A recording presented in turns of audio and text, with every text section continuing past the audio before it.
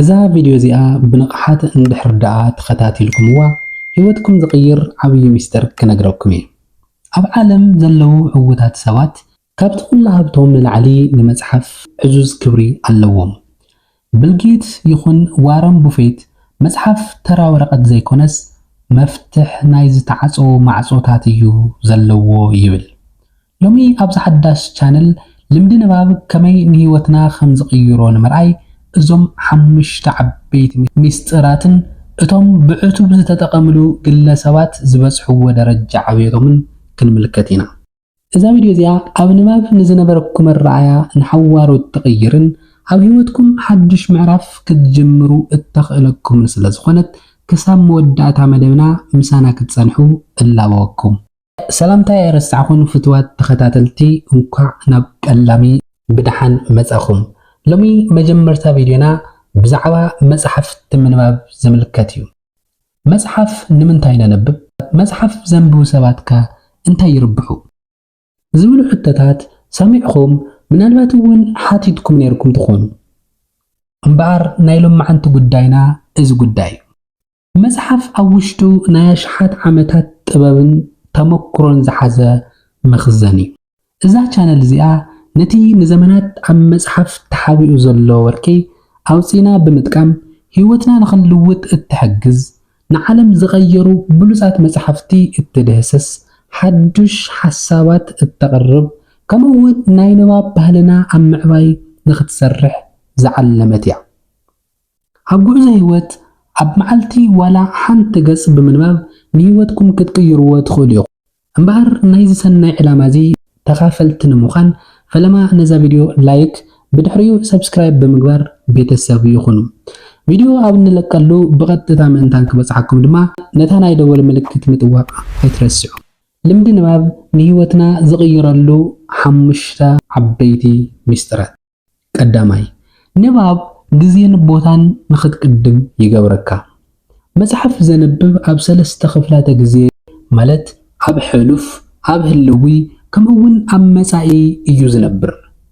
ሓደ ጸሓፊ ን40 ዓመት ብምህሮን ብተመክሮን ዝረኸበ ጥበብ፣ ንስኻትኩም ግን ነታ መጽሓፍ ብምንባብ ጥራሕ ኣብ ውሽጢ ሓፂር ሰዓት ትውንንዎ። በዚ ድማ ካብ ዕድመኹም 40 ዓመት ትቁጥቡ። ብዙሓት ኣብ ህይወትኩም ዝፍጠሩ ስሕተታት እውን ትቕንሱን ንኸይፍጠሩ ትገብሩለኹም ማለት እዩ። ንኣብነት ኤለን መስክ ሮኬት ከመይ ከም ዝስራሕ ካበይ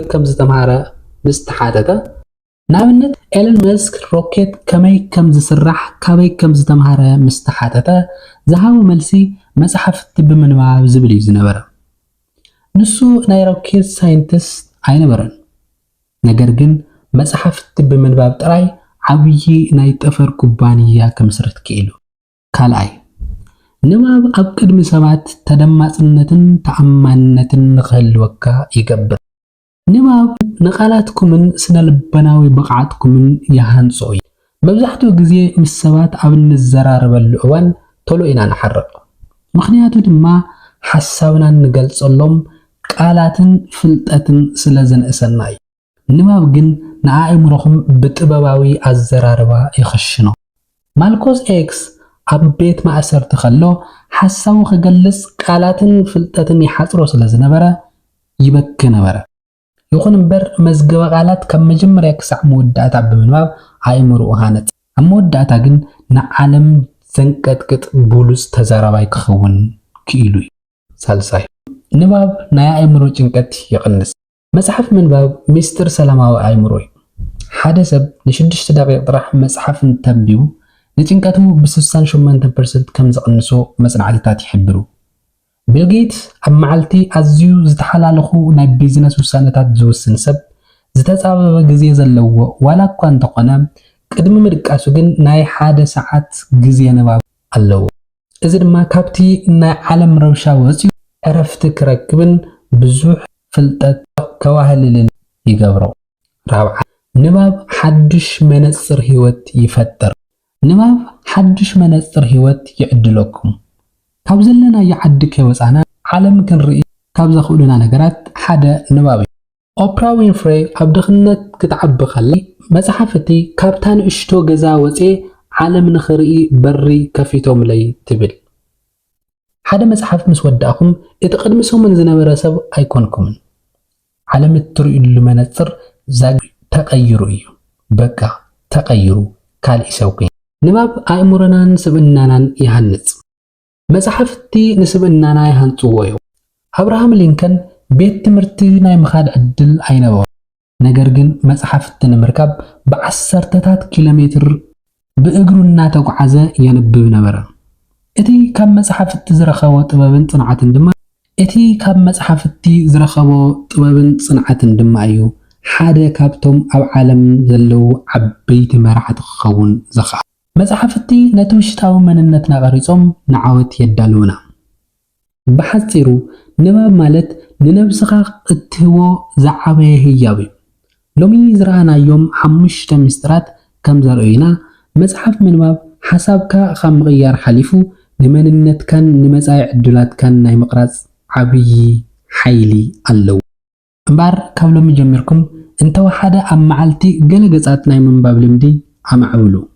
እታ ሎሚ ተንብብዋ ንእሽተይ ገጽ ጽባሕ ናብ ዓብይ ዓወት ክትመርሐኩም ትኽእል ምዃና ግሁድ ሓቂ እዩ።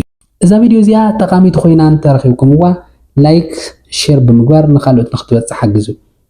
ኣብ ዝቕጽል ቪድዮ ህይወትኩም ዝቕይሩ ብሉጻት መጽሓፍቲ ሒዝና ክሳብ እንመጽእ ክሳብ ሕዚ ካብ ዘንበብኩምዎም መጽሓፍቲ እታ ዝበለጸት እትብልዋ ኣብ ኮሜንት ጻሓፉለይ። ሰናይ ቀና